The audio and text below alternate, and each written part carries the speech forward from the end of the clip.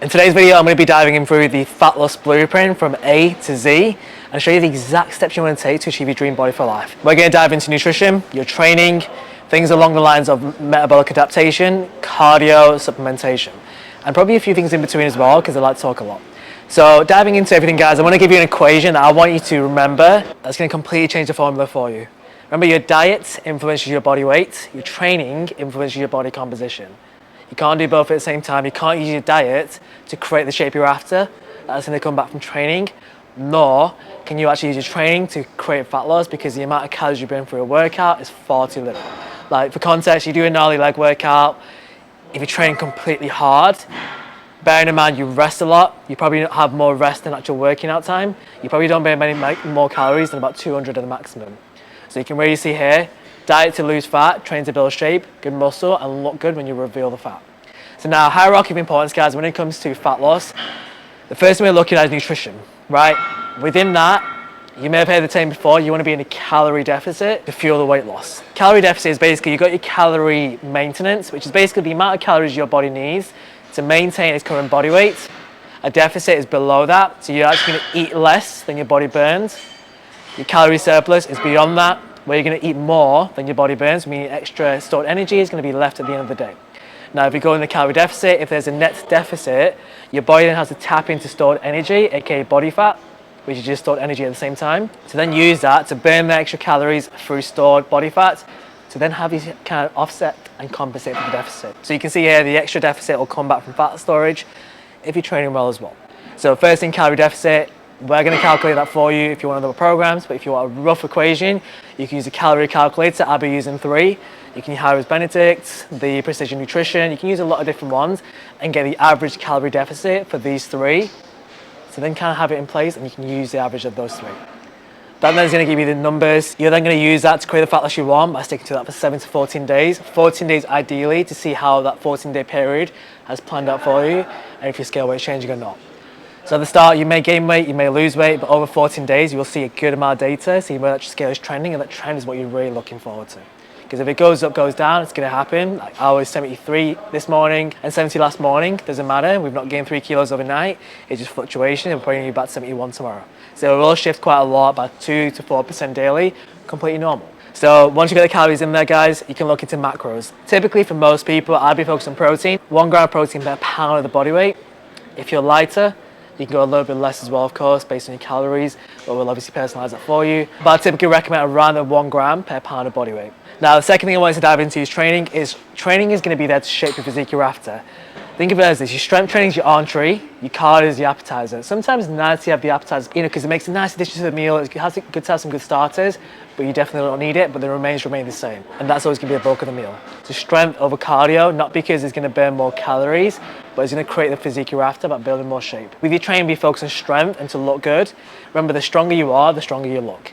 And your body composition is a reflection of more of your training and the weight you lift in the gym, more than the number it says in the bathroom skills. So if you train to get strong, you'll look strong. So we're really trying to progress on getting stronger with certain movements, certain body parts, and get as strong as possible as you can because that delivers the shape you're after. Your cardio, however, like we spoke about as the appetizer, that's usually used to kind of create an extra expenditure, a bigger calorie deficit, or at some point your fat loss plateaus. You may have to kind of either choose between eat less or do more cardio or move more through steps. So you kind of got the crossroads, but it's definitely needed. The amount of our guys that have completely blown themselves at the park, some 90-day transformation without even touching a treadmill, have been phenomenal because you definitely don't need it. It does help you with things like energy, sleep, stress, recovery, but for fat loss purposes, which is the main content of this video, you definitely don't need it. You can use it through diet and train to get strong. Beyond that, guys, in terms of hormones, what I'd recommend for most people is having a diet break regularly. So a diet break is typically going to be a period where you bring yourself back up towards maintenance. That you can use with calorie calculators or kind of test that by going 20% above your current calories. But every 14 to 16 weeks, you want to be at least at 4 to 6 week maintenance period. Because during your diet phase, you're going to have things like metabolic dysregulation. Your thyroid's going to downregulate. Not that it's negative, it will happen. You're going to start to burn less calories because your body's going to be more efficient with what you've got, and you want to use a diet break to offset those 3. So 4 to 6 weeks ideally, or if you want to do it, half the time you've been dieting as a rough estimate will typically offset any metabolic adaptations, so you can diet consistently and lose weight for as long as you want. But generally speaking, you want to make sure you have that diet break in there, because the amount of times people are being dieting for 24 weeks, 30 weeks, and their thyroid, their metabolism is completely skewed, that actually makes it much harder to lose weight, and it makes it so you have to dig more, you have to eat far little calories, do lots of cardio, whereby you can go back towards maintenance, reset your baseline, and go again. It's much easier. So feel free completely to do diet breaks often, because it will help you massively. Beyond that, guys, looking at supplements, what we're going to dive into supplements. The things I'd recommend is caffeine. If you need is temporary energy, it make you feel good. If you want to use it for the energy boosting factor, things like appetite, through energy drinks, through coffee, through regular things like tea, even some foods as well. But that caffeine's going to blunt hunger. It's actually going to give you energy as well on top of that. And in a deficit as well, you're going to have a period where you actually will probably find it where your training performance does kind of suffer a little bit or does drop. So having some pre-workout caffeine will actually help you maintain peak performance for your workouts.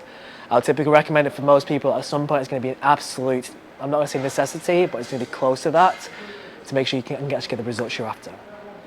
Other things like vitamin D, that will help with inflammation, testosterone, mood, energy, which also we know directly influence your motivation, which influences the actions you take, which influences the results you'll see.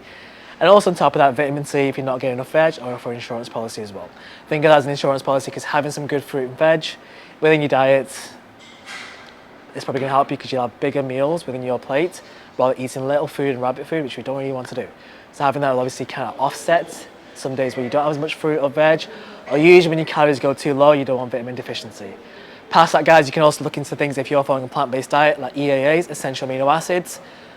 Creatine can help you as well with training performance. Again, whilst you're dieting, you may actually kind of find your training performance suffers. That's going to help you with maintaining strength and muscle, if not adding on to it. Magnesium to help with sleep, magnesium biglycinate specifically. Vitamin B as well, if you find that actually there's a bit of fatigue, or you're usually lacking that through foods because you have to cut them out for a little bit to adhere to the calorie deficit. But typically, guys, that's the entire rundown through nutrition, training, supplementation, diet breaks, how to offset metabolic adaptations which are needed, and also supplementation and beyond that. And then beyond that as well as a bonus tip, guys, like progress is going to come slowly as well. Guys typically lose from their face and top down. The jawline comes out, the neck, the collarbone, the shoulders, the upper back area, the chest, as usually the last come off the stomach as well as the waist.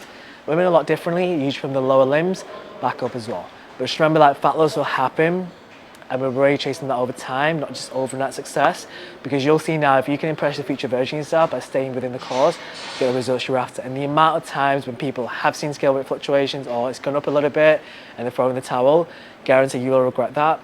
Not in a morbid way, but you'll actually look back and wish you stayed to it, because you do not want to be a statistic. You want to make sure you finish your fat loss phase, you finish what you started, you go the course, you kind of keep going when you want to quit. And that's very crucial for the winners and the people that stop halfway. Because winners and losers have the same goals, but they have completely different approaches. And the winners are the ones that do it till the end, even especially when they have the same doubts that the losers will have. So make sure you're a winner, not a loser. And if you watch it till the end, you're probably one of them. So hope you found it useful. Thanks for watching. See you in the next video.